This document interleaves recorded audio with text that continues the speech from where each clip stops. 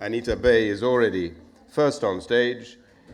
Dr. Maria Grazia Giamarinaro, the Special Rapporteur on Trafficking in Persons, especially women and children, is on stage. Thank you very much. Senor Lucio Melandri, Senior Emergency Manager of the UNICEF Geneva Cell on Refugee and Migrant Crisis in Europe, and Karen Whiting from UNHCR is here. I'm glad to see you, Karen. She's the head of Child Protection in the Department of International Protection of UNHCR.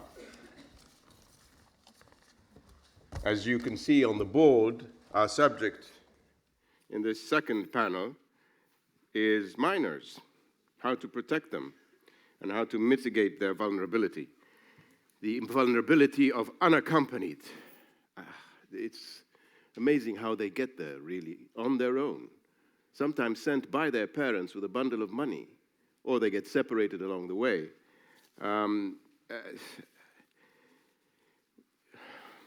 If I may make an appeal to everyone, panelists and audience included, as we said earlier today, we're hoping that this is going to be an action-oriented event. In other words, we come out with a few nuggets of suggestions or recommendations of how to tackle this massive problem within a problem within a problem. Clear, succinct recommendations, suggestions, bold suggestions, and avoid long-winded speeches and political statements. I would appreciate that so that we can cut to the chase and get to the heart of the matter. Different sources reveal that even in countries that are party to some of the most comprehensive child protection and human rights conventions in existence, unaccompanied minors face still an unexceptionally hard reality due to ineffective protection policies and also victimization and criminalization attitudes. So mitigating the vulnerability of these victims should be a priority for us. I'd like to start with you, Dr. Giamarinaro, the Special Rapporteur. In your latest reports, the ones that you presented at the UN General Assembly and the UN Human Rights Council across the street, your reports have dealt with trafficking in conflict and post-conflict. And you've been you have one of the best overviews, I think, in this room on the global human trafficking situation. So could you provide the audience with your latest views on this, tragic matter at hand? Thank you very much. Thank you for including me in this discussion. And yes, I presented 2 reports to the Human Rights Council and General Assembly, and the General Assembly focused on the link. Michela Machiavello was mentioning it earlier, the link between trafficking and conflict situations. And the main finding of this report builds on largely on research carried out by IOM, by ICMPD, Caritas, but also findings coming from UNICEF, UNHCR, and other UN agencies. The main finding is that trafficking is a systematic consequence of conflict and, in general terms, crisis situations. So we don't need further evidence about that. This is something that we can now take for granted, because this has been extensively studied in many areas of the world, and this recurrence is systematic. As far as children are concerned, of course, there are many ways in which children are affected by trafficking in relation with conflicts. First of all, of course, recruitment, direct recruitment for being child soldiers, sexual slaves for combatants, and other types of exploitation linked with that. But if we want to focus on migration as a consequence of conflict, as far as children are concerned, we can say that children are always always exploited and trafficked. Because if they move with the family, they very often become the primary breadwinners for the whole family. I visited Jordan, and I've seen that there is a large amount of refugees in the country, and children are working on a regular basis, and they are exploited in the informal economy in any possible way. Sometimes with the whole family, sometimes they are the only ones earning a living. Of course, I don't want to blame Jordan or other countries such as Lebanon and Turkey. Well, on the contrary, I commend these countries accepting large numbers of refugees, but unfortunately, we see there what we are starting to see everywhere. The fact that people fleeing conflicts are particularly vulnerable to exploitation and trafficking. When children move alone, very often they can be separated because they have lost their parents in the conflict, but they can move alone also because they are sent by the family to, of course, to avoid recruitment, forced recruitment, so somehow to rescue them from the conflict, and in the hope that they will reunite the whole family in a preferred country, in a destination country. Very often in this country there is already one part of the family. So it's the well-known migration chain that is in place there. And the challenge to protect children in this particular case is that they don't want to be protected, simply because they don't want to be identified, stopped, and pushed back, because they have the enormous pressure of the investment the whole family has done on their travel. I will go back to this in a few minutes in terms of what can be done. But I would like also to say that the children, as a consequence of conflict, are also at high risk of disappearance. Thousands of them have disappeared during the travel from the Horn of Africa through the route toward the Mediterranean, the Mediterranean Sea. So many have died in the Mediterranean Sea. So to protect children in these situations is an imperative. Is an imperative in terms of human rights obligations of states. And how can we improve the situation? I can offer just an idea, which comes from, again, evidence.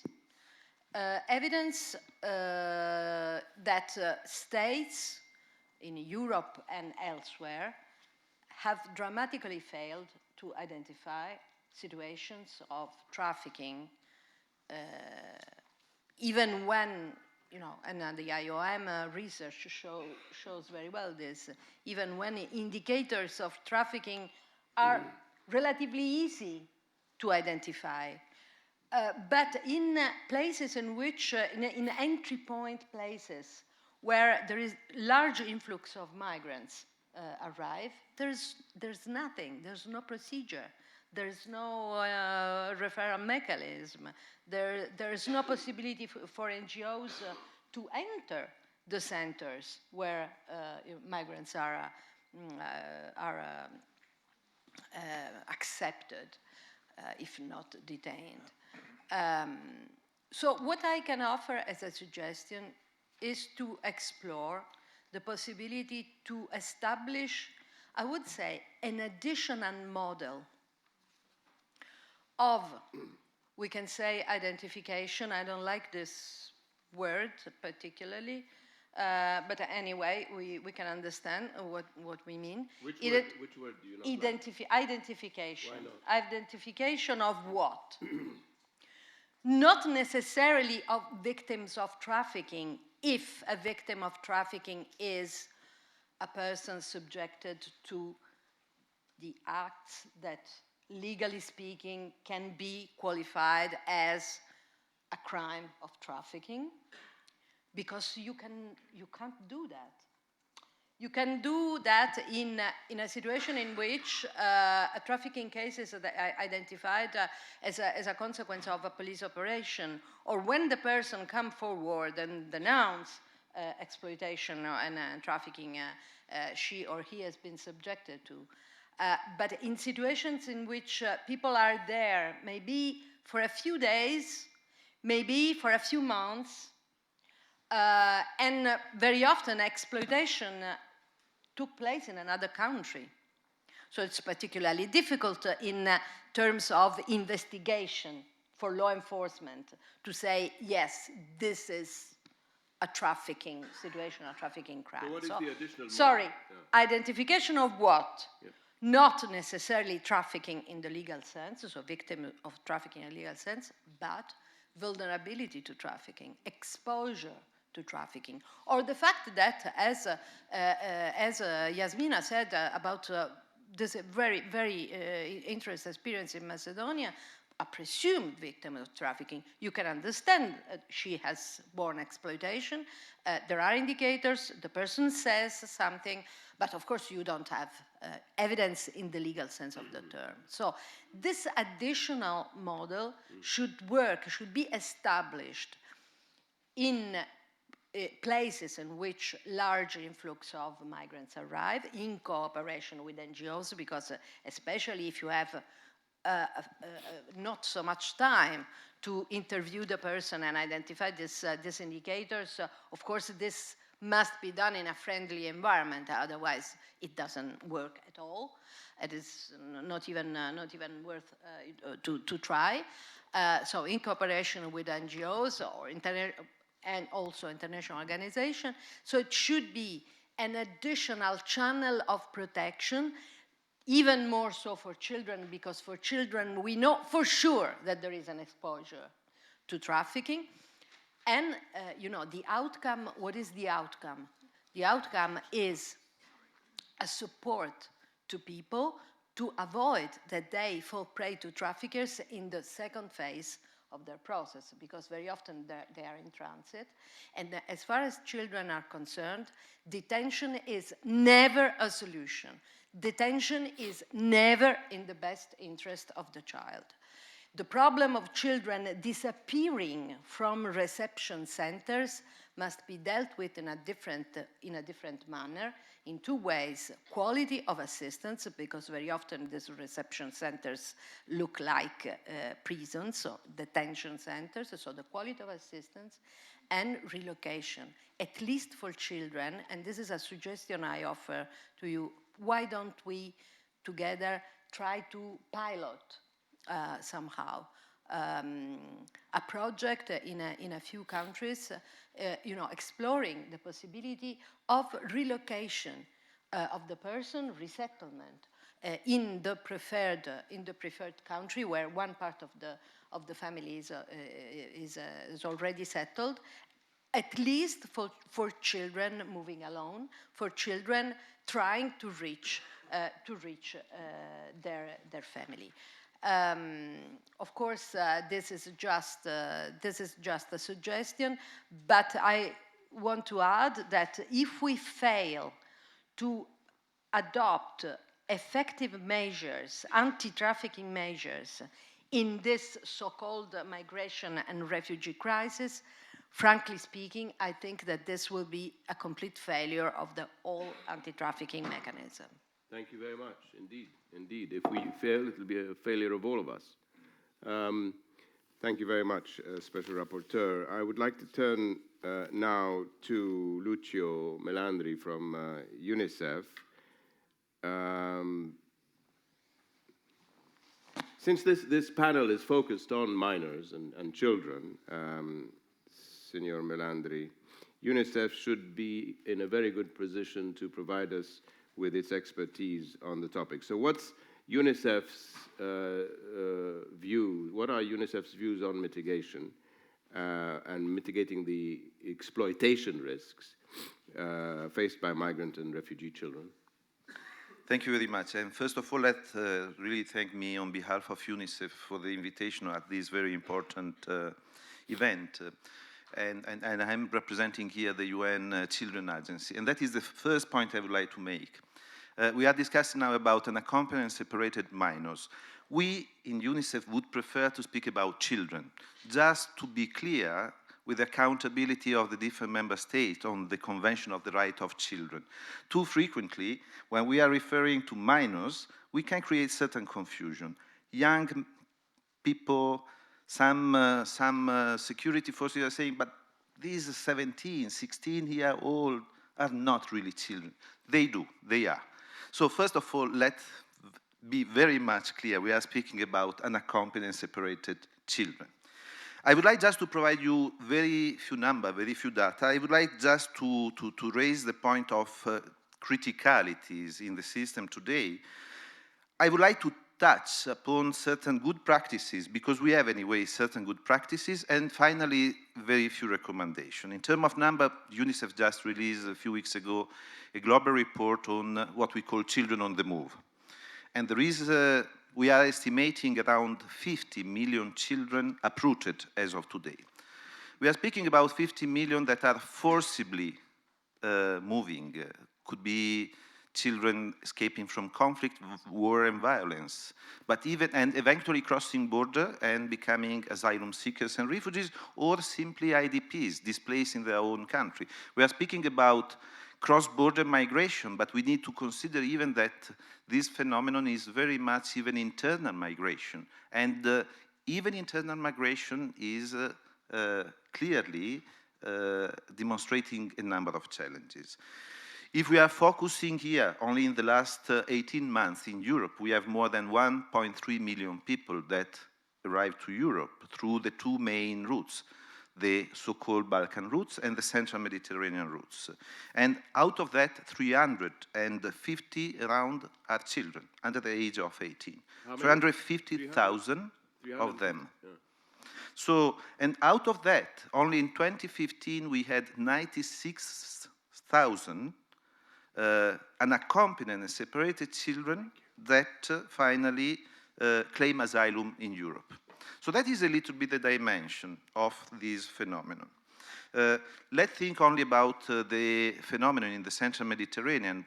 We are seeing a certain stability in number of children crossing the Central Mediterranean, but since the last few months, we are observing a drastic increase in number of unaccompanied and separated children getting to Europe coast. As of today, around 93% that are crossing the Central Mediterranean, 93% of the children that are getting, few of them with the family, 9 over 10 are unaccompanied and separated. So that is really something of concern, because as the Special Rapporteur was saying, we have a first, not only moral or legal, but we have an obligation to protect these children. Criticalities. We just, and probably some of you found released a few weeks ago an advocacy briefing. We are calling on the phenomenon of smuggling and trafficking children. And we try to share the information. As of today, what's happening to these children? Many of them are moving. That's why we are defining children on the move. On what we define the pay-as-you-go system. What does it mean? They are starting their trip. Frequently, their family is already creating a debt. But at a certain point, they find themselves in a state, in a country, not having any more the money to proceed. And they need, most of the time, to pay the smugglers just to proceed. How to get the cash, how to get the money to assure they can reach their final destination. So many of these children, I would say that last year there was a number of 90% of the people that arrive in Europe probably arrive through, at a certain step of their path, paying smugglers. And paying smugglers mean that they are simply willing and asking support to move ahead. But when a child is alone and is not having any more money, there is where the border between the smuggling phenomenon and the trafficking risk is really becoming important. And that's where we see many of these children that are defined disappearing, missing, and many of them in reality are entering in the dark part of this travel. Many of them on child labor, many of them on sexual abuse, prostitution rings, and so on. Another criticality we are seeing, and Tuesday before I was mentioning that, but even many other colleagues, is we are hearing in the last month, since the closing of the West Balkan route, the EU-Turkey agreement, that finally it was a successful operation. Probably it drastically reduced the number of migrants having access, transit, to enter to Europe. To our opinion, it significantly increased the number of children potentially exposed to smuggling and trafficker rings. Because, as the special rapporteur was saying, they are not anymore visible. They have no alternative but rely on smuggling organization and frequently falling in the crack of trafficking. So we are seeing that certain action have been taken, like the relocation from Greece and Italy in Europe, but is proceeding to a very slow path. And only very few children today have been not only identified, but even physically relocated in other countries.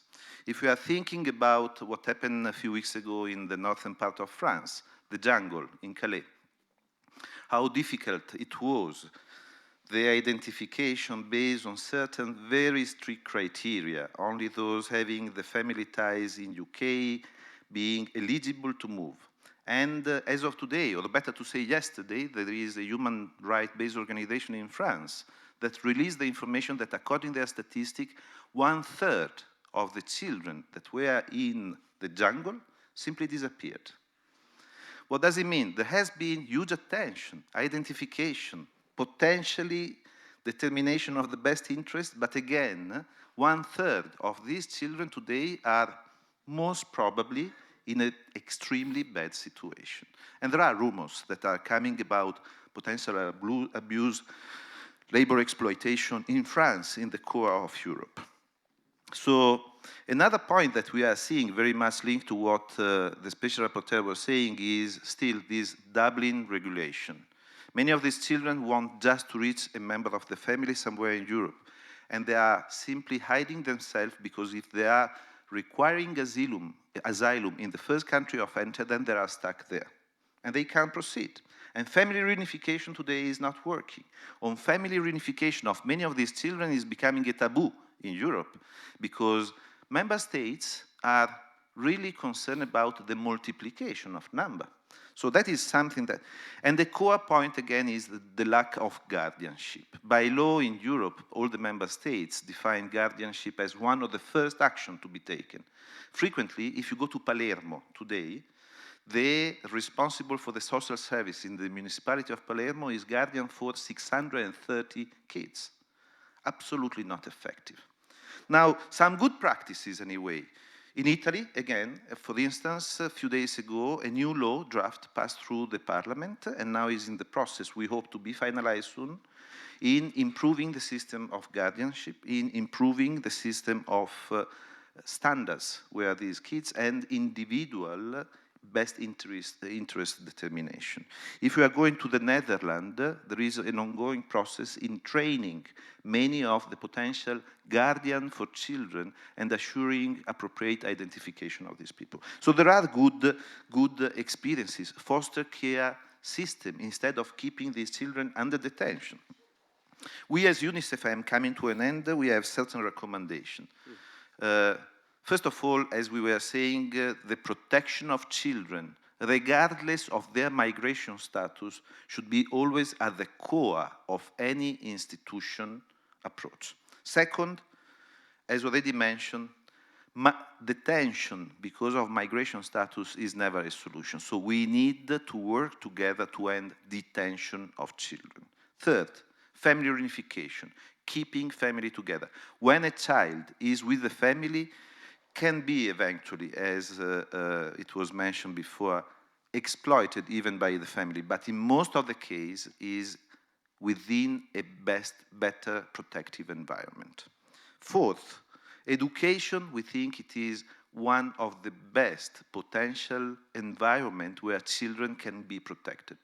We see too long time for children before to be included in education system when they are moving. And then, of course, we need to address the underlying causes in the country of origin.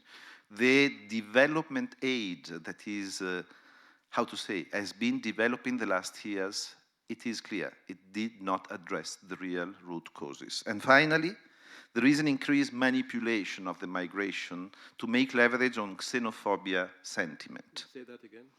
There is a sort of manipulation frequently that is making leverage on the civil society to increase the fear, the xenophobia sentiment. Institution, government, civil society, all of us are really accountable to change this attitude, because we see in the preparation of every election in Europe, but not only, we learned a few days ago in the US, in Australia, I don't want to mention many countries, but migration is becoming one of the main elements to make leverage in order to create fear and to win election. We need to work on that. So, safe route for children. More we are closing borders and we oblige these children to rely on criminal organizations, more they are exposed to traffic. Resettlement and relocation. Governments, they have the responsibility, and the colleagues, we are working together with the colleagues of UNHCR, of course. Resettlement, we have the camp before was mentioned, Zatari camp, where you have 80,000 people, 54% of them are children. Yeah. And they are simply parked there. Family reunification has to be a priority. If a child remains for months and months and months just to wait for the bureaucracy, he will disappear and will try to reach the family alone. Guardianship and foster care, alternative to detention. And finally, the assistance and the support to the children that have been victims of trafficking should be always long-term, not a 15 days attention on the media or something, and mainly should not depend on the collaboration with the authority against the trafficker. What does it mean? That as of today, victims of trafficking, and the Special Rapporteur can confirm, are provided a protective environment, humanitarian visa, the possibility to remain in the country where they arrive, only if they proactively decide to collaborate with the police authorities against the potential victim. That could happen, is not always the case. So it is important that protection to children is provided regardless of their migration status and the attitude they can express. I would stop here for the time being. Thank you. Well, thank you very much for mentioning some concrete recommendations that will help us draw up a handbook, I guess, for improving our policies regarding this. Can I ask, forgive my ignorance, but does the age problem differ from country to country? What is the age of a child? Is it up to 16, 17, 18? Internationally, universally?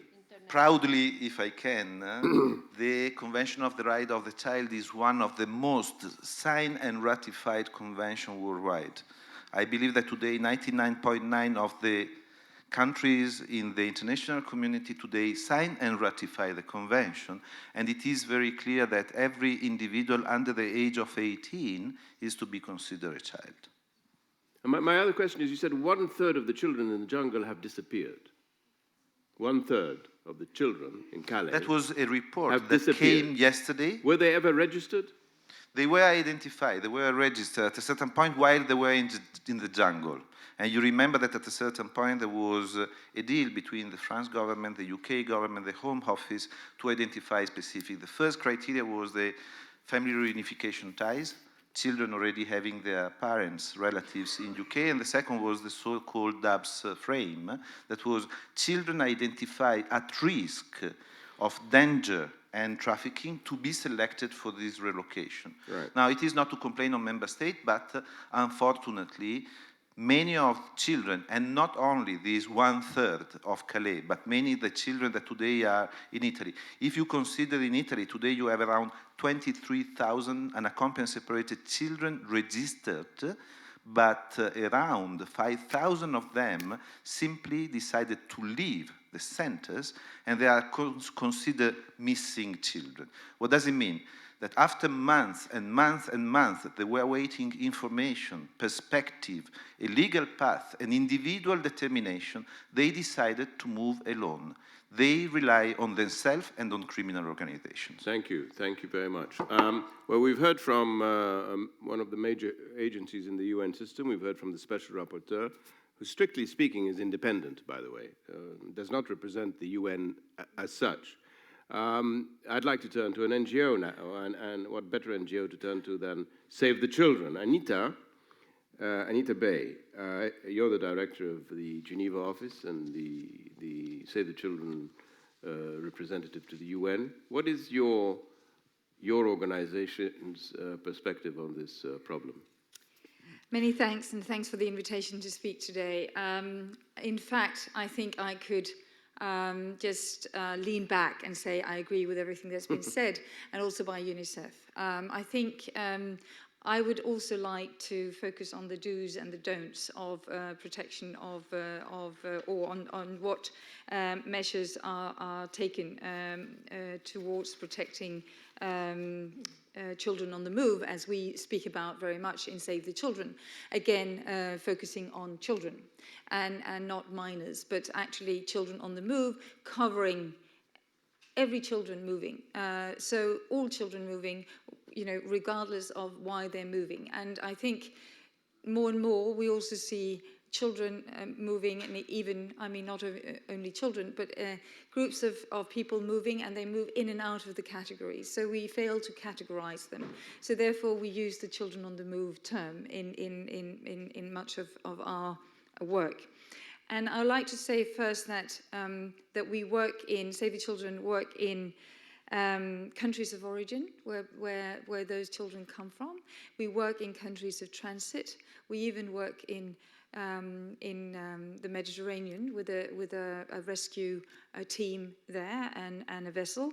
And we work in the countries of destination, whether it is Italy or even Switzerland, providing safe spaces for children and child-friendly spaces, even also in Switzerland, because we see that even when the children come to the country of destination, they are still vulnerable and at risk, and therefore there's a need for actually also being present and providing protection in the countries, even when those countries are for instance, in Europe. So let me actually underline some of the things that have already been said, and in particular by UNICEF, because I think we are very aligned. And the fact that we will repeat some of the same recommendations, I think, speak to the fact that the solutions are fairly obvious. They're not that difficult, but they are difficult because of one thing, and it was mentioned by my UNICEF colleague at the very end, because we see that rather than saving lives, it's lives of children. It's about saving political lives at the moment, and to change that discourse is challenging. But let's get to that discussion as well. So some key recommendations from our side is again addressing the drivers of unsafe and cross-border migration, and strengthening and increasing access to safe and legal routes. And here again we're talking about, of course, family reunification. We see it going in the exact wrong direction at the moment. We see that family reunification policies becoming stricter and stricter, and basically being impossible, keeping children who have traveled alone to countries where they are then actually being denied family reunification, meaning that they have to be alone and grow up alone. and not being able to reunify with their parents. And then with the perspective of turning 18 and then being sent back to the countries where they come from. So that is one thing I want to stress, is really the safe and the legal routes, because yeah, when they are not there, as you said, they will expose children to even more vulnerable situations of abuse, violence, etc., that we see so much of, whether in all parts of the world, basically. The second thing I would like to mention is the protection of unaccompanied children along the route, and to have effective cross-border coordination between the countries of origin, the countries of transit, and the countries of destination. And just to mention one good example of a regional cooperation between states promoting cross-border child protection systems. Save the Children have been working in groups between Mozambique and South Africa, and again between Zimbabwe and South Africa, and recently also on the border between Zimbabwe and Mozambique, and between Zambia and Zimbabwe. I mean, southern part of Africa. There we've helped set up cross-border coordination working groups, working across the borders and consisting of governments and non-governmental actors from both sides of the borders. With existing responsibility for protection of migrant children. So actually working with governments, non-governmental organizations across the borders, and providing platforms that allow for much more effective communication between social workers, law enforcement agencies, police on both sides of the border, and in that way strengthening coordination to identify the best solution for the individual child who's moving. And the groups also work to improve the protocols, the guidelines for instance, family tracing and reunification, and also for provision of psychosocial support for the children who live in shelters and for the children who have recently returned to their families, because that also happens. And it's a very interesting practice that we would like to also expand, because we think this is a model that could be copied elsewhere. And it's not, because every time when the children move, they will meet different kinds of systems rather than actually systems that are communicating and coordinating.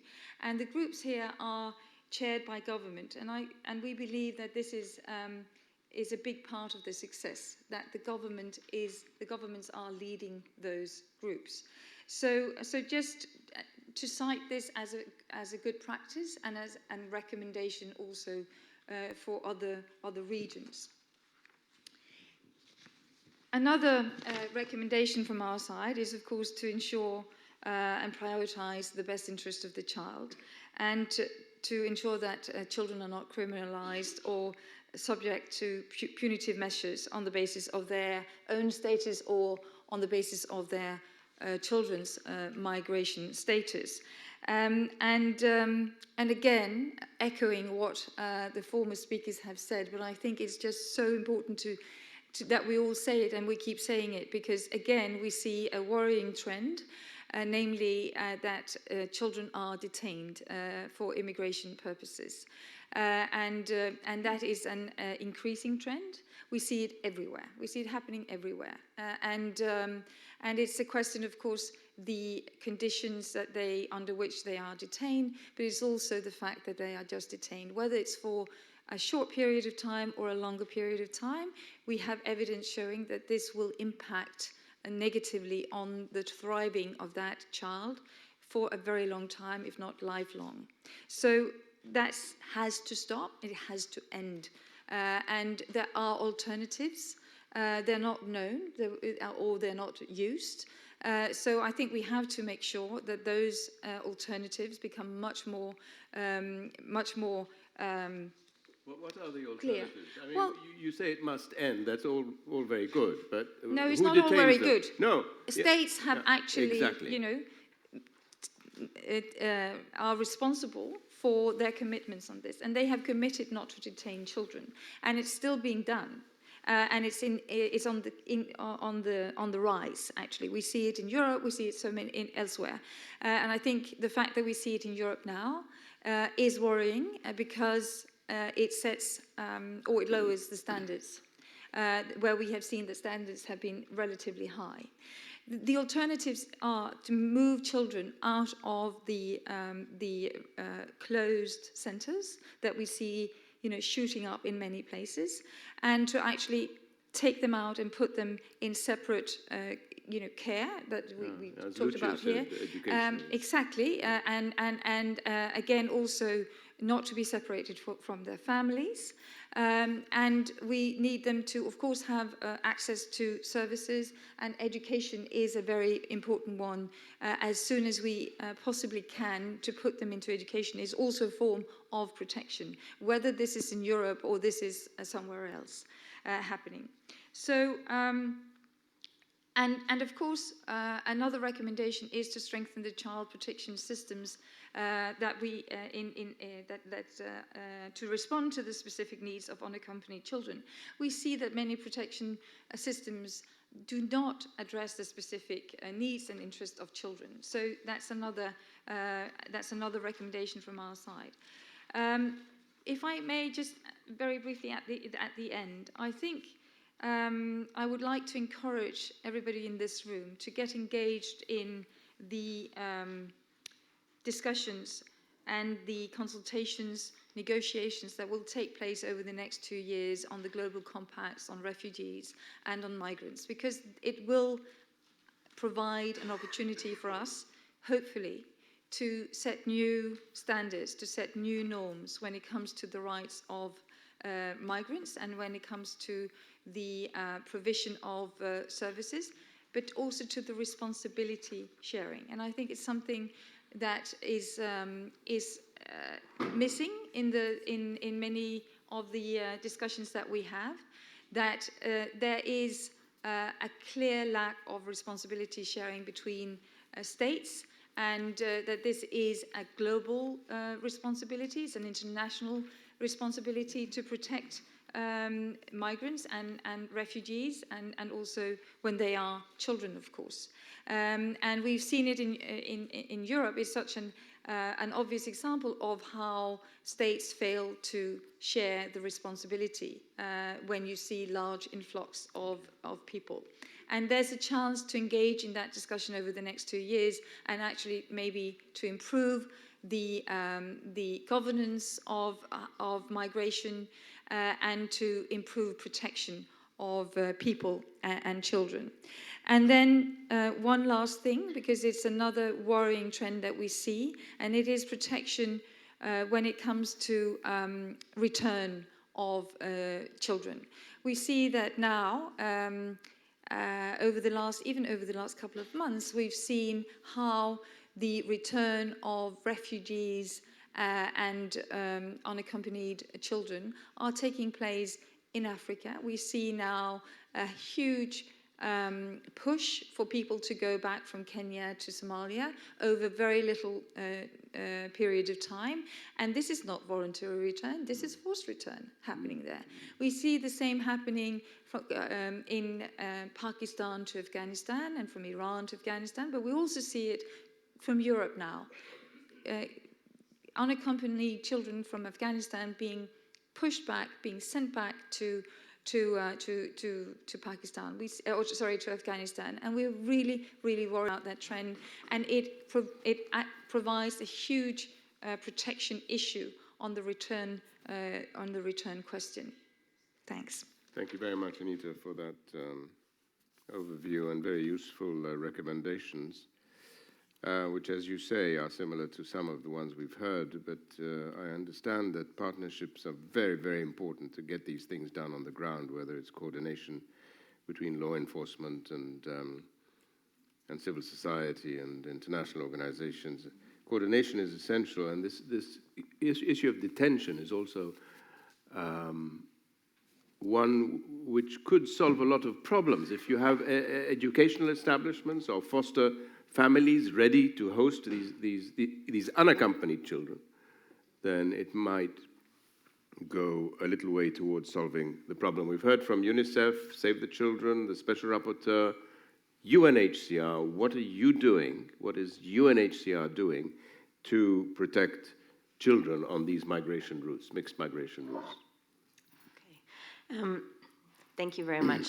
I've been asked a big question, and indeed, all of the speakers before me have made many of the recommendations that perhaps I would have made. But what I will perhaps do is speak very briefly about the work that UNHCR does in partnership and in coordination, which I think is a really important point to have made. And then I'd like to perhaps focus on one of the joint initiatives that we're working on in the Middle East and North Africa region to particularly address the issue of child labor and forced child labor, and a good example of sort of how coordination and interagency work can address the protection risks faced by vulnerable children, in particular unaccompanied and separated children. In terms of sort of what we see in terms of globally the issues, I think one of the important things that many of the speakers before me have highlighted is the fact that indeed the international legal framework for the protection of children on the move is quite strong. The issue is that there are gaps in between principles and practice. So we have the Convention on the Rights of the Child, which is very clear that its provisions should be applied without discrimination to non-national children, which means both migrant and refugee children. So that means that the rights in this most ratified, as Lucio said, convention apply to all children, regardless of their legal status, their migration status. But what we see is that oftentimes there is this gap between the principles and the practice. There are strong national laws, strong regional laws, but they are not made effective. Why is that? I think there are a number of reasons for which we see this gap between principle and practice. Anita before me mentioned the importance of strengthening national protection systems. Where we have weak national child protection systems for the protection of national children, we often then see that non-national children, so refugee and migrant children, are often then also affected by these weak national protection systems. So one of the things that we can do, I think, is to ensure that international assistance, but also that countries themselves invest in these protection systems so that all children can benefit from stronger national protection systems. Again, Lucio had mentioned xenophobia and discrimination, and I think those are important elements to address to make sure that children can benefit from strong national protection systems. A second set of shortcomings in terms of the legal frameworks and for the protection of children on the move is rooted between this tension between immigration enforcement and child protection imperatives. So even where we have robust national child protection systems, they may not extend to migrant and refugee children because of this concern about immigration enforcement. So that means that oftentimes, despite having a very strong legal framework, because of the imperatives, and this is why we see things like immigration detention of children, for example, these concerns overwhelm national or sort of child protection concerns. Unaccompanied and separated children are often disproportionately affected by these inconsistent responses between sort of the child protection imperative and the immigration imperative. Oftentimes because it's difficult to know how to deal with unaccompanied children, so there's this concern about keeping them safe versus the concern about sort of limiting freedom of movement, making sure that people access procedures appropriately. So this is often one of the tensions that states face in dealing with unaccompanied and separated children. A third set of reasons for which I think children on the move find it difficult to benefit from this robust international child protection framework is related to the implementation of international refugee law. So not all countries have ratified the 1951 convention or operate a national refugee status determination process. So some may treat children, in particular refugee children, simply as irregular migrants. I think this is another thing also, even where asylum systems exist, they may not be well adapted to children.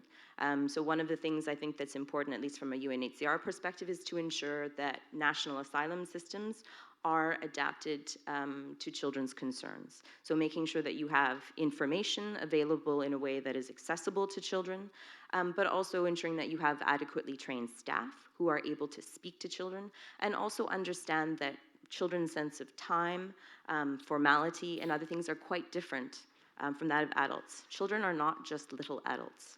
They have different needs, they have different capacities, and they have different ways of expressing themselves. And I think ensuring that asylum systems are adequately equipped to deal with children's asylum claims is an important way to ensure that we can effectively protect children.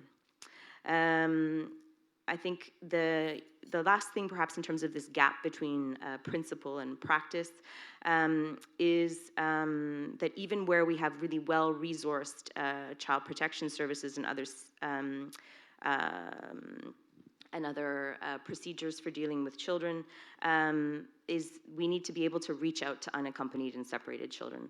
Oftentimes, they don't actually want to be identified, and I think Lucio mentioned that as well. So I think we need to find new ways of ensuring that we're able to reach out to children to ensure that they are able to access what services there are.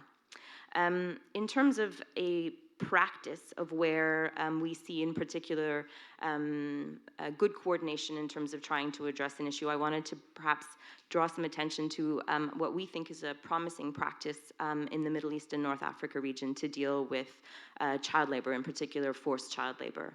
ILO, UNICEF, UNHCR, and a broad range of actors, including Save the Children and others, are working on a strategy for addressing child labor.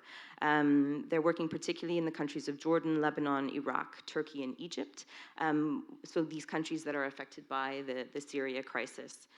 There is evidence that suggests that there are high rates of child labor in the crisis, and Lucio has already mentioned, for example, the situation in Zaatari camp in Jordan, where a recent Save the Children UNICEF survey indicated that a high number of Syrian children were working.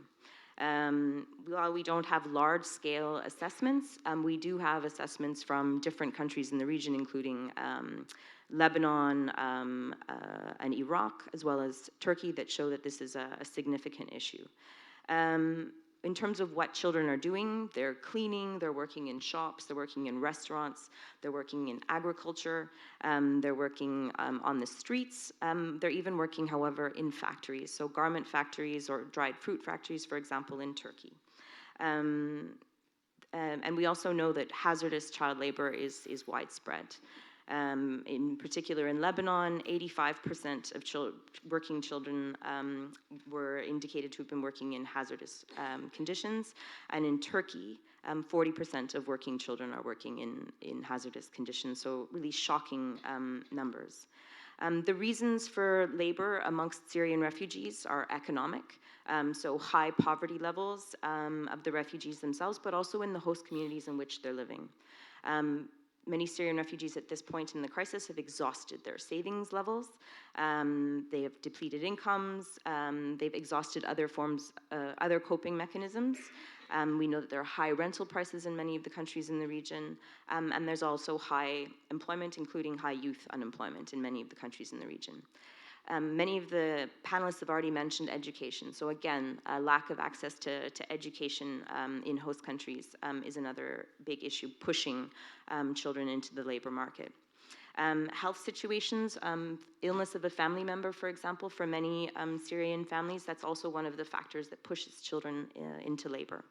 The family situation, so for example, unaccompanied and separated children, not having someone to support them, but also having a parent who died in the war, for example, making it more difficult for families to support themselves. And then the sort of final thing pushing children into the labor market is the high demand for cheap labor. Particularly, we see this in Turkey, for example, for the textile industry. So in terms of what can we do about this particular issue?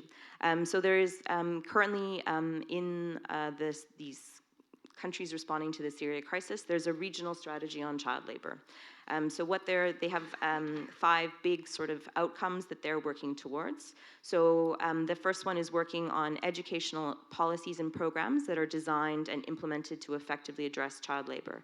This means both addressing children at a very young age, so ensuring that we have education programs to ensure that younger children are able to access learning opportunities, but also to ensure that their parents also they have childcare, for example, so that they can work and that their children are not forced to go to work with them or perhaps to work themselves, but also looking at different types of education to address the educational needs of children who have been out of school for a very long time.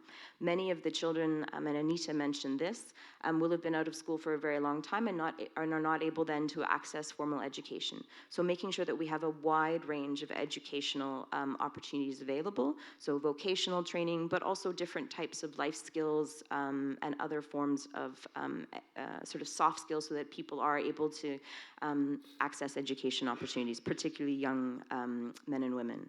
The second outcome that we're working towards to address child labor is ensuring that policies and programs address the socioeconomic vulnerability of refugees with a view to mitigating the risks of child labor.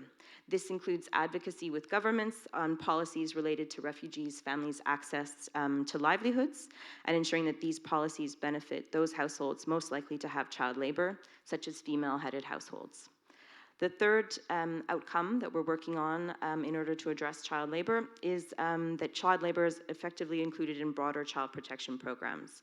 This means that child protection case management, child-friendly spaces, and other programs to address unaccompanied and separated children address child labor concerns, so that this is part of one of the things that we think about when we think about broader child protection programming.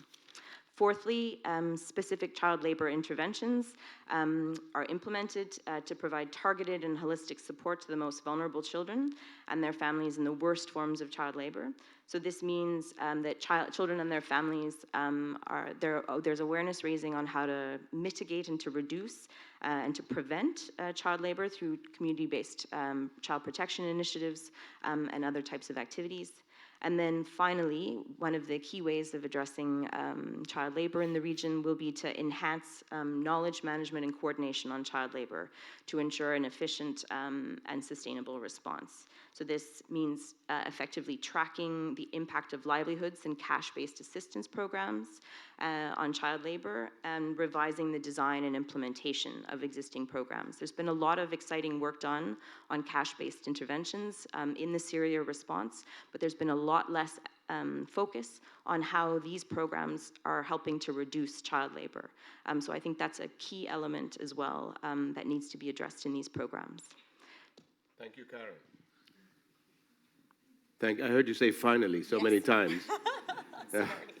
I paused there for a minute, but I think it was riveting. Everyone here on the panel gave us some solid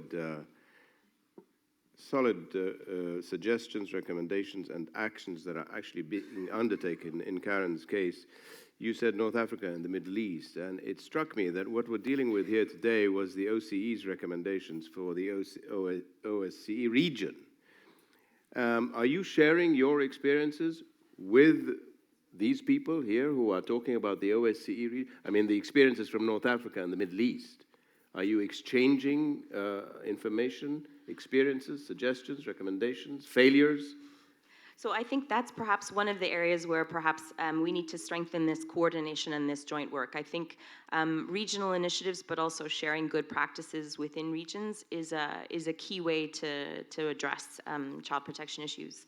And I think one of the opportunities for this, and I apologize if this seems like a plug for a UNHCR event, but our High Commissioner, his dialogue on international protection challenges this year will be on children on the move. And one of the sessions will be specifically looking at regional approaches to protecting children on the move, identifying good practices where, for example, strengthened national child protection systems and some of the good practices we've developed there can be expanded into these broader regional initiatives. And in particular, Anita's mention of this work that's being done in Southern Africa, where governments themselves are coordinating across borders to strengthen child protection for children on the move, I think is an excellent example.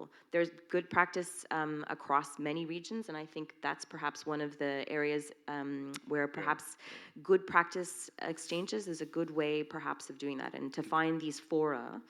You mentioned the High Commissioner's event. What was it? It's his dialogue on protection challenges, yes. When? It will be the 8th and 9th of December here in Geneva at the Palais des Nations. Not at the Maison de la Paix. Not at the Maison de la Paix, but just down the street, so very, very accessible. Well, I like the Palais des Nations as well, having worked there myself. But that's neither here nor there. Anita, can I ask you, you also said to all the people in this room, and it's quite an impressive audience, get engaged in global discussions and consultations on refugees and migrants over the next 2 years. Do you have any specific programs that you're referring to, or? Yes, it was decided at this year's Summit. Yes, the summit, the UNGA summit on the 19th of September in New York, that states actually agreed that over the next 2 years they will be working in parallel on 2 global compacts, one on refugees and one on safe and orderly migration, something more, I can't remember, right, because it's a long title. But anyway. And so, is there a process for the public to get engaged and NGOs? Well, I think it's underway. It's being defined at the moment, and in particular for the one on migration, it's being negotiated. There will be a modality resolution in New York at the end of January that will, where the modalities for the process will be agreed. And right now, states and other, civil society actors, I think, are providing inputs on how that process should look like. IOM is, of course, very much in the lead of this, and also have ideas on how to proceed on this. And UNHCR is already in the lead of the one on refugees, and I think in train of identifying pilots on where to pilot the comprehensive framework that was also decided on in New York. So there will be, I think, established some hopefully clear processes on and then how to engage also civil society, academia, refugees and migrants themselves as well. Very important. Hopefully. Very important. Yes, I have had the experience of visiting the Zaatari camp myself, and it is a tragedy. I mean, if we come up with solutions to this problem, the camp should be closed. And either these people can return to their homes or be reintegrated and rehabilitated in their new homes. Floor is open. We have almost 20 minutes. Young ladies with microphones are roving. No statements, please. No lengthy statements, please. We're inviting your questions or recommendations on how to improve the system. And please introduce yourselves and specify if you have a question. If you don't, that's fine, and you just want to make a recommendation, make it and sit down. Thank you. But if it is a question, tell us who it's directed to, the panel as a whole or one specific person. Please, the lady with the microphone. Thank you very much. Thank you very much for very interesting presentations. My name is Lyudmila Kovalchuk. I come from La Strada, Ukraine. That is a civil society organization which is based in Ukraine. I have a question. Ukraine is now, and thank you very much for special thanks for Mr. Lucio Melandi mentioning IDPs. And that is a great problem now for Ukraine. And we have 1.7 million of IDPs now. and around 15% of them are children. And if to follow the Matryoshka idea, it is a consequence of the conflict that we have now in Ukraine, violent conflict. Actually, it is the war. And it is the root cause of the IDP's situation, and it is the root cause which is clear to address, but it is difficult to achieve the result. I mean, to stop aggression of Russia in Ukraine. Now we are deeply concerned with the results of the elections in the United States just because of promises to recognize Crimea as part of Ukraine, as part of Russia. I'm sorry, that's a habit to say Crimea is part of Ukraine, and different other statements. And we see a high risk, a potential risk of escalating the conflict.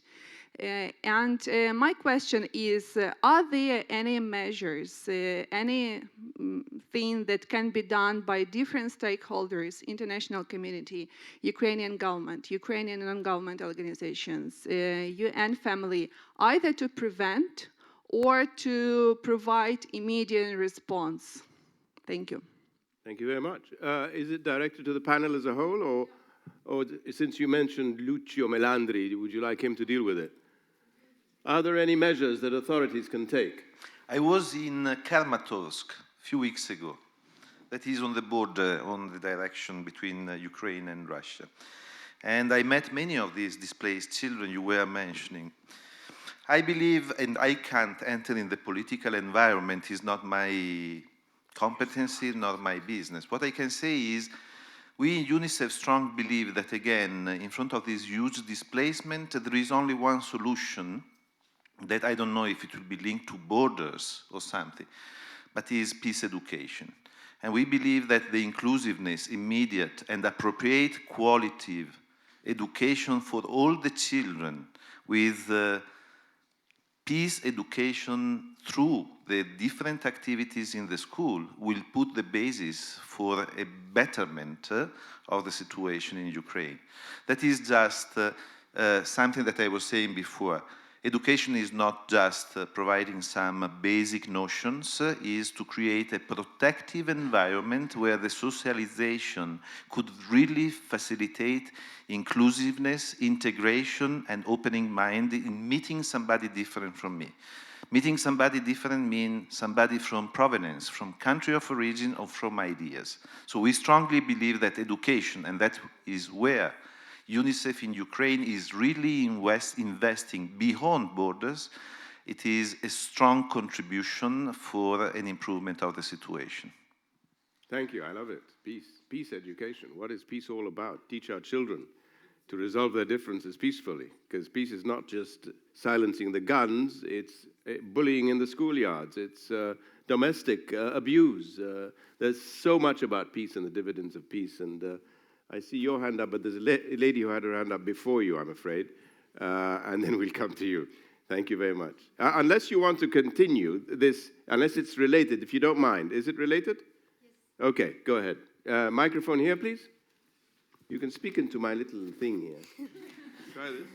It's a very high tech. Hello? Yes, it works. Okay, my name is Suzanne Hoff. I'm International Coordinator for La Strada International. I want immediately to react.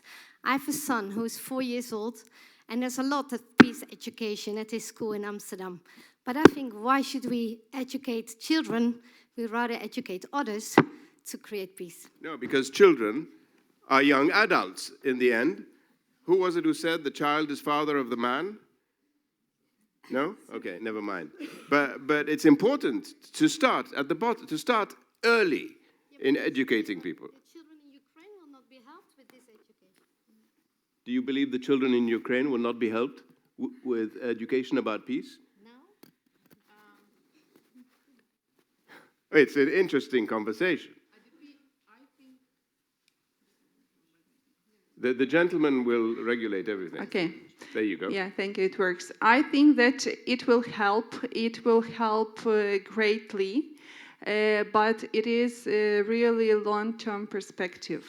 So you're right. Yes, yeah. From that perspective, it's long term, and you want immediate solutions. Yeah, because the escalation of the conflict can happen at the beginning of 2017. Yeah.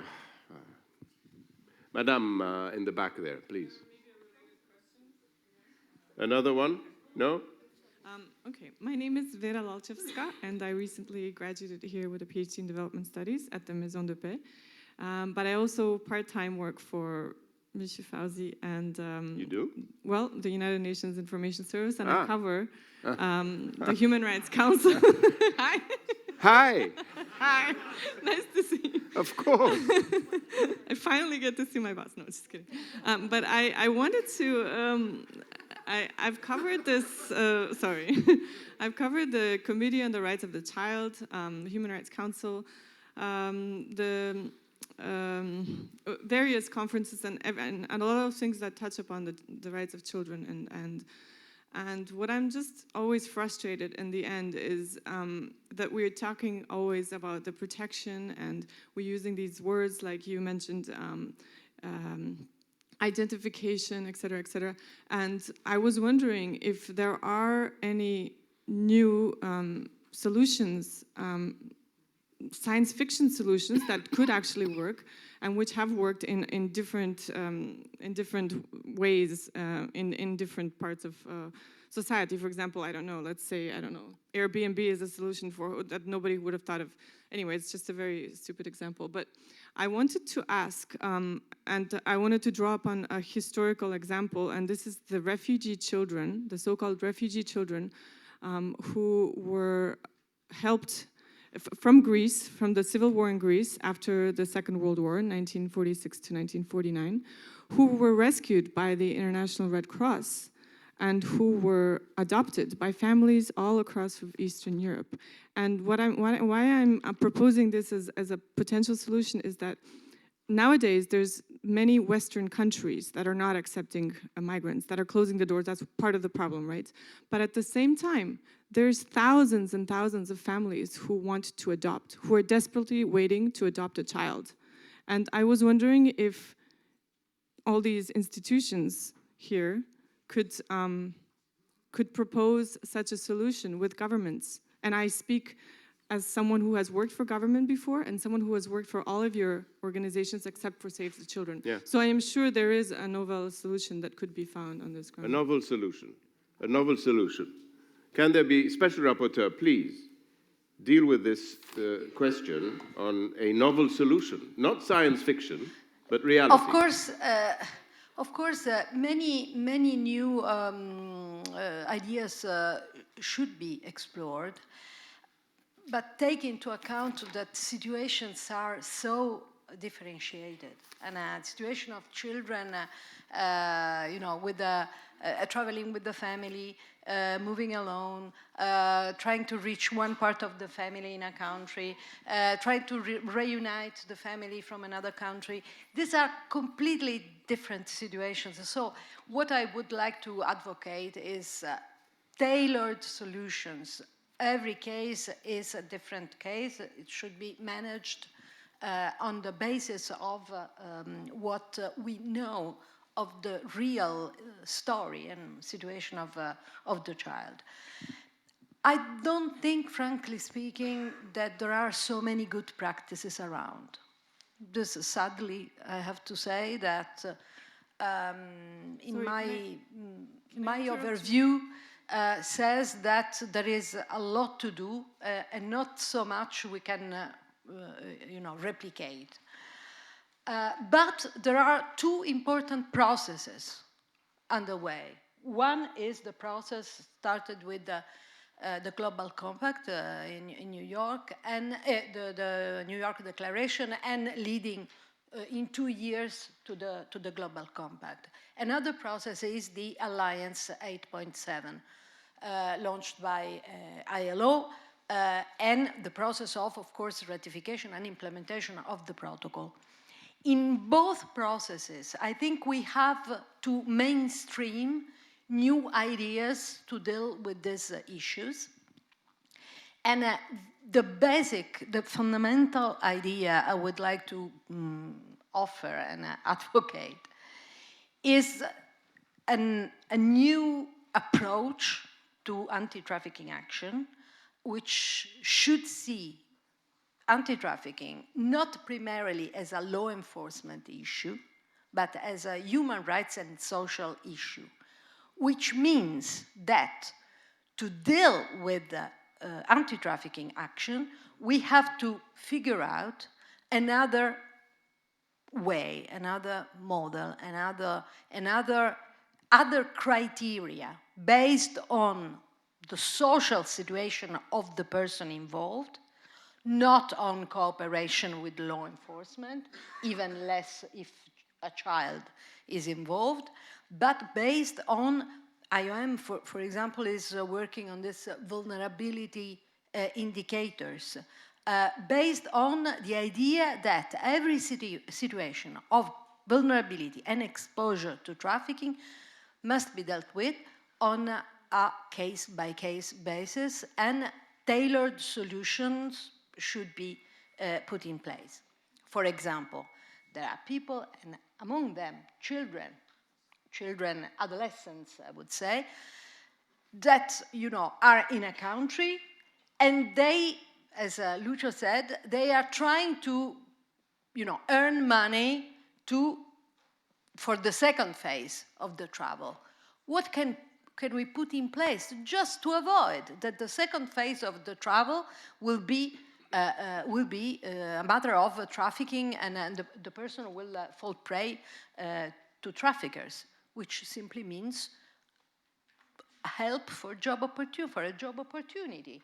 And to recognize that this migration plan is legitimate, because the real obstacle we encounter in this field, due to restrictive migration policy, is that we don't recognize, authorities don't recognize the legitimacy of the person, who wants to reach one part of the family and reunite the family. This is seen as something that cannot be allowed. But at least for children, I think we should have a different approach. May I stop you there, Yeah. please, Maria Grazia, You because can. we have 5 minutes to go for lunch. And Yes, you can. Did you want to come back for 10 seconds? Sorry, yes, 10 seconds. Yeah. I wanted to restate my question. I'm trying to ask you to maybe think outside of the box. I'm not talking about family unification, but families from Western countries who are blocking migration, but who want to adopt a child, who have the means and who have the good intentions. What ways could these institutions here work with governments to provide that new solution? Because I'm talking about an example from the past whereby thousands of refugees, 10,000 and more, were adopted through the passage of the Red Cross, and who are today senior citizens. Perhaps I can invite you to talk to them to speak of their own experiences after a war, being refugees. Can I just add here that before someone answers that question, that trafficking, there is trafficking for many things: sexual exploitation, forced labor, slavery, but also adoption. Trafficking for adoption. So I'm just throwing it out before the lady here. Does anyone want to react? Karen, yeah, go ahead. Perhaps just to give you an example of why, for example, right now we're not pursuing adoption, is that, for example, amongst the Syrian unaccompanied and separated children in Lebanon and in Jordan, the family reunification rate is 89%. So, what is important to pursue is effective family reunification, because otherwise we will be denying those children their right to family unity and to the links with their existing family members. Adoption may be something that one can look at later on down the road, but the reason why we look and why we focus so much on the importance of effective family reunification is because many of these children in crises do actually have family members. Yeah. And that's why it's so important for us, both non-government actors, but most importantly governments, to facilitate family reunification across borders, because those children do have family members and they have a right to remain with them. Yeah. And The other perhaps point to also emphasize on is, flexibility in the definition of family is also an important element, because many of these children in different regions have very different definitions of family and may have extended family members who would be very happy and very able to take care of them. So this is why I think it's an interesting thing, and it's good to think out of the box, but there are other ways of thinking out of the box as well. And I think some of the things that were mentioned here in terms of labor mobility schemes for parents, facilitating family reunification, exciting education schemes, scholarships, not only in countries, of traditional destination, but in first countries of asylum, and building the capacity of people to be able to remain in either the first country of asylum or the first country where they move on, investing in countries like Iran, like Pakistan, or countries like Ethiopia or Sudan for the Eritrean children who are, for example, on the move. I think these are some of the things that I think are important in terms of improving the situation of children who are on the move. Thank you very much. I have 3 hands up, and that we'll have to wrap it up after that. The lady with the microphone here, the gentleman with the very white hair, and the gentleman without any hair in the back there. So, and exactly, that's why I feel free to say it. Madam, go ahead. Thank you. My name is Carlotta Ferreira. I work at the Geneva Center for Security Policy. I think that all of you illustrate very well what are the set of recommendations each organization has, and as Anita mentioned, are not so complicated in a way, but there is a lack of political will and the loss of value, generally speaking. So why you try to mitigate the vulnerability of children on the move with all different kind of action? What is your suggested recommendations to try really to make our government accountable on one side, despite ratification and legal framework existing, but not enforced, but zero accountability. And on the other side, maybe try to mobilize people. As you mentioned, during this European situation, many people came forward. So there is anything going on towards accountability towards government and normal people, and try to sensitize them. Thank you. It's a very good point. Political will. The lack of. Did you tell us where you're from? Did you tell us who you are?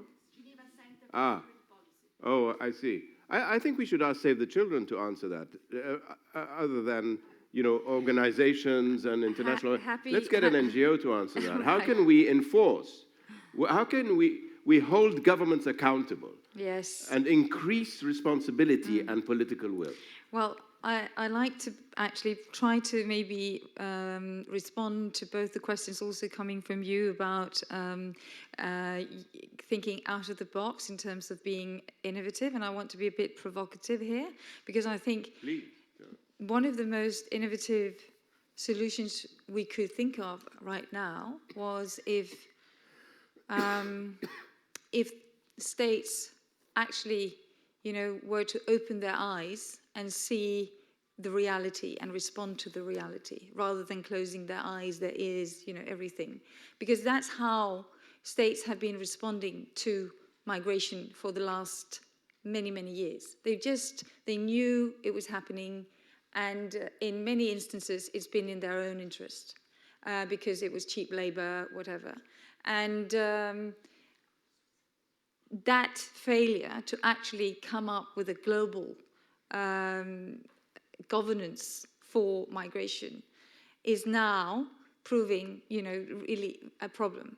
So I think to really be innovative, it would really be for states open their eyes, respond to this, because these people are coming, whether you want it or not, and you're trying to do everything you can to manage it, and you don't manage it. And that means that we don't have the systems in place to actually deal with it and to govern it and even to control it. We saw last year that actually Europe was ready to compromise their security, the national security, the European security, rather than dealing with the issue. They opened the borders rather than finding solutions on responsibility sharing and whatever within the European Union. I mean, that's an extraordinary example of how blind you actually want to be, or how reluctant you are to find real solutions and rather to look at it short term and not deal with it. So that's just one thing. And then coming to what can we do to hold the political level responsible.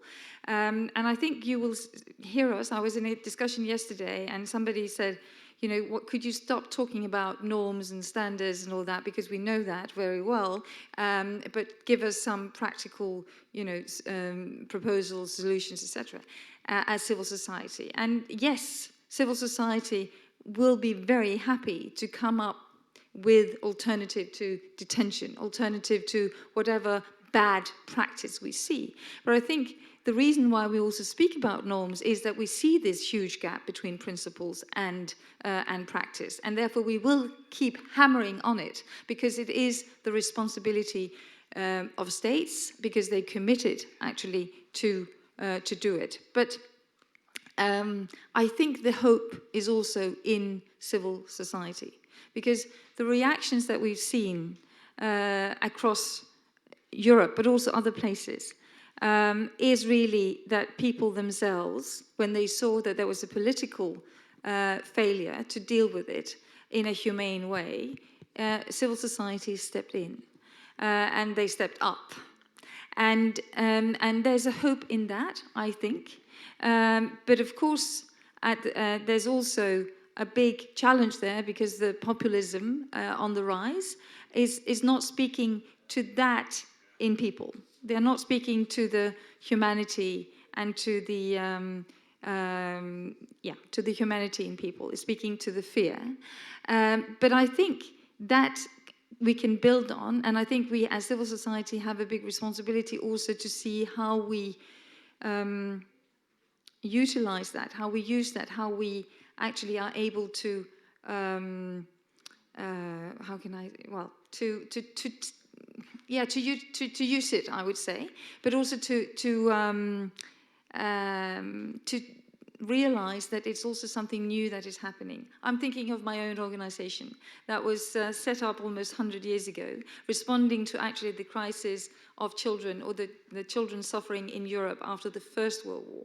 Then a number of Save the Children organizations were founded after the Second World War to respond to the refugee crisis in Europe. And what, you know, we are seen as a very, I think, bipartisan, you know, organization. But even these days, to be arguing or to be advocating for children's rights, not saying we are, you know, for this party or the other party, or right or left or whatever, but the fact that we are actually advocating for children's needs and rights are seen to be political, and it's being politicized. So it's hard, and I think the new movements that are shooting up are different from, for instance, a very sort of set, established organization like Save the Children. And to understand that and to build on that is something that we need to, but not only that we as a quite established civil society actor can do, but so that is something for all of us, I think, to think of how that is the new trend and how that can also grow. Thank you very much, Anita. I'm under a lot of pressure here. You have no idea how much pressure to minimize. People are hungry, but this is an important issue. And sir, could I ask you to identify yourself and then limit your question to 30 seconds? 30 seconds each, and then I'll give a minute to the person who's going to answer the panel. We need to break in 3 minutes. Thank you. Thank you. I'm Tamer de Leur from the Netherlands. I'm a journalist, documentary maker, made several big documentaries on human trafficking, and I'm a professor on human trafficking, training several hundred in the Netherlands on human trafficking. I have a question especially about these innovative ideas. All my students, they live in a different world. They live in the world of mobile phones, and refugees actually also. We know this. And I've talked to many people about these new ideas my students come up with. I see a role of all the people sitting there talking to Google and to Facebook with all their millions, trying to release the power of civil society and connecting, for instance, refugees and minors, in tracking, for instance, where have I been? What is my story?